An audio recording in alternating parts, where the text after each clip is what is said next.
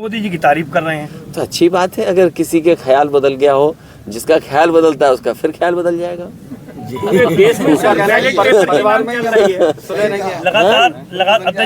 लगातार अधिवक्ता और उनको लेकर विरोध कर रहे हैं। देखिए, मैं अधिवक्ता और देश के तमाम नागरिकों को और उसके पक्ष में जो लोग हैं, जो ये चाहते हैं कि दुनिया में जिस तरीके से वोटिंग हो रही है, अगर हमने आपने जो विकसित भारत का सपना दिखाने का काम किया और देखा हम लोगों ने किस तरह कार्यक्रम चला, विकसित भारत अगर आप बनाना चाहते हैं तो विकसित देशों की हम कुछ नकल करें।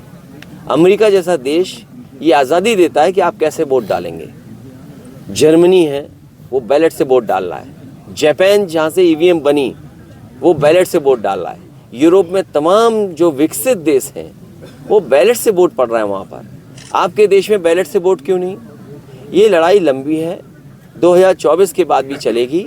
और यहाँ तक कई देशों के कोर्ट्स ने, जो सुप्रीम कोर्ट हैं, जो सबसे प्रीमियर कोर्ट हैं, उनके सबसे ऊंचे कोर्ट हैं, उन तक ने ये कहा है कि अगर आप ईवीएम से वोटिंग कराते हैं तो वो अनकॉन्स्टिट्यूशनल है।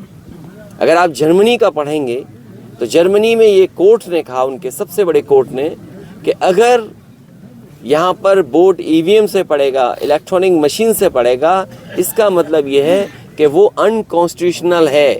तो जर्मनी जैसा देश इस तरह की जो ईवीएम से वोट पड़ने की व्यवस्था, उसके खिलाफ है। तो आप क्यों नहीं खिलाफ हैं? ये लड़ाई लंबी है। हमें उम्मीद है कि आने वाले समय में जो भी सरकार बनेगी वो उस दिशा में काम करेगी। अभी हम सबको संकल्प भी लेना चाहिए कि इन्हें ईवीएम से ही हरा करके ईवीएम हटाएंगे। एजेंसी के दुरुपयोग को किस तरह से देखते हैं? प्रभारी अविनाश पांडे ने आरोप लगाया है कि आपने जो सूची जारी की है वो गठबंधन को दृष्टिगत रखते हुए नहीं की है, वो उसको नकारते हैं। उस पर कोई चर्चा न करें। गठबंधन होगा और सीटों का भी बंटवारा अच्छा होगा। कांग्रेस के सांसद भी यही कह रहे हैं कि जो आपने जो सीटें पंचायत घोषित की हैं वो गठबंधन की सीटें नहीं है, वो आपने अपने। हाँ ठीक है, नहीं गठबंधन, मैंने इसीलिए कहा आपसे कि गठबंधन होगा और कोशिश होगी कि भारतीय जनता पार्टी का सफाया उत्तर प्रदेश से हो। राहुल गांधी का भी यूपी में जल्द ही दौरा है। सब पॉलिटिकल पार्टीज अपने कार्यक्रम कर रही हैं और जितना चुनाव करीब आएगा सभी दल अपने तरीके से जनता के बीच में जाएंगे। लड़ने का ऐलान किया है। सबसे महत्वपूर्ण ये है, हाल ही में जो चंडीगढ़ का चुनाव हमने और आपने देखा, और आज के समय पर कोई चीज़ छिपती नहीं है। वो बाकायदा वीडियो वायरल है जिसमें आरोप ये लगा है कि वोट उनके सामने जो डाले गए थे, उन वोटों को खराब करने का काम भी अधिकारियों ने किया। हमने आपने उत्तर प्रदेश का चुनाव देखा था, किस तरीके से बेईमानी भारतीय जनता पार्टी ने की। और अगर बेईमानी इस स्तर पर होगी तो लोकतंत्र कहाँ सुरक्षित है। जो आज मेयर का चुनाव जीतने के लिए ये तरीका अपना रहे हैं, इससे पहले उत्तर प्रदेश में जितने भी चुनाव हुए उन सभी चुनाव में भारतीय जनता पार्टी ने बड़े पैमाने पर बेईमानी की। 2022 का चुनाव जनता ने समाजवादियों को जिताया था, लेकिन बेईमानी करके परिणाम उन्होंने अपने पक्ष में कर लिया। इसलिए हमारा आपके माध्यम से जनता से अपील है कि लोकतंत्र बचाने का चुनाव 2024 का है। बाबा साहब भीमराव अम्बेडकर जी ने जो संविधान दिया, संविधान बचाने का चुनाव है। अपना और आने वाली पीढ़ी के भविष्य को बचाने का चुनाव है।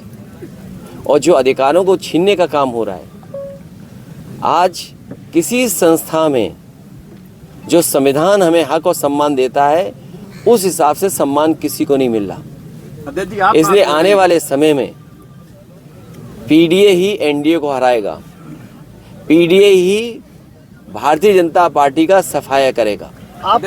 और उनको लेकर विरोध कर रहे हैं। देखिए, मैं अधिवक्ता और देश के तमाम नागरिकों को और उसके पक्ष में जो लोग हैं, जो ये चाहते हैं कि दुनिया में जिस तरीके से वोटिंग हो रही है, अगर हमने आपने जो विकसित भारत का सपना दिखाने का काम किया और देखा हम लोगों ने किस तरह कार्यक्रम चला, विकसित भारत अगर आप बनाना चाहते हैं तो विकसित देशों की हम कुछ नकल करें। अमेरिका जैसा देश ये आजादी देता है कि आप कैसे वोट डालेंगे। जर्मनी है वो बैलेट से वोट डाल रहा है। जापान जहां से ईवीएम बनी वो बैलेट से वोट डाल रहा है। यूरोप में तमाम जो विकसित देश हैं वो बैलेट से वोट पड़ रहा है वहां पर। आपके देश में बैलेट से वोट क्यों नहीं? ये लड़ाई लंबी है, 2024 के बाद भी चलेगी। और यहां तक कई देशों के कोर्ट्स ने, जो सुप्रीम कोर्ट है, जो सबसे प्रीमियर कोर्ट है, उनके सबसे ऊंचे कोर्ट हैं, उन तक ने ये कहा है कि अगर आप ईवीएम से वोटिंग कराते हैं तो वो अनकॉन्स्टिट्यूशनल है। अगर आप जर्मनी का पढ़ेंगे तो जर्मनी में ये कोर्ट ने कहा, उनके सबसे बड़े कोर्ट ने, कि अगर यहां पर वोट ईवीएम से पड़ेगा, इलेक्ट्रॉनिक मशीन से पड़ेगा, इसका मतलब यह है कि वो अनकॉन्स्टिट्यूशनल है। तो जर्मनी जैसा देश इस तरह की जो ईवीएम से वोट पड़ने की व्यवस्था उसके खिलाफ है, तो आप क्यों नहीं खिलाफ हैं? ये लड़ाई लंबी है। हमें उम्मीद है कि आने वाले समय में जो भी सरकार बनेगी वो उस दिशा में काम करेगी। अभी हम सबको संकल्प भी लेना चाहिए कि इन्हें ईवीएम से ही हरा करके ईवीएम हटाएंगे। एजेंसी के दुरुपयोग को किस तरह से देखते हैं? जनता पार्टी को हराएं। कांग्रेस कह रही है कि गठबंधन तो आपने माना नहीं, उनका भी इसकी दावा चिंता था कोई इसी नहीं पर। करे, कौन कहां से कौन सा प्रत्याशी उतरेगा। ये भारतीय जनता पार्टी का सबसे बड़ा खतरनाक परिवार है। निगाहें तो आपके ऊपर टिकी हुई है। भारतीय जनता पार्टी का, निगाहें तो आपके ऊपर टिकी हुई है। भारतीय जनता पार्टी का सबसे खतरनाक परिवार है। उस परिवार की वो चर्चा ही नहीं करते।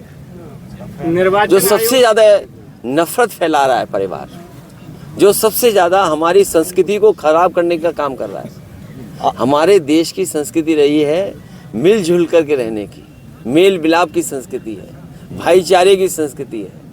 हमारा समाज एक गुलदस्ते की तरह है। उस समाज को सबसे ज्यादा बांटने का काम भारतीय जनता पार्टी का परिवार कर रहा है। उनसे कहा कि हमारे लिए ओल्ड इज गोल्ड, और जो हमारे पुराने लोग हैं वो भरोसे के लोग हैं, और जब तक वो हैं तब तक वो चुनाव लड़ेंगे। अध्यक्ष जी, कांग्रेस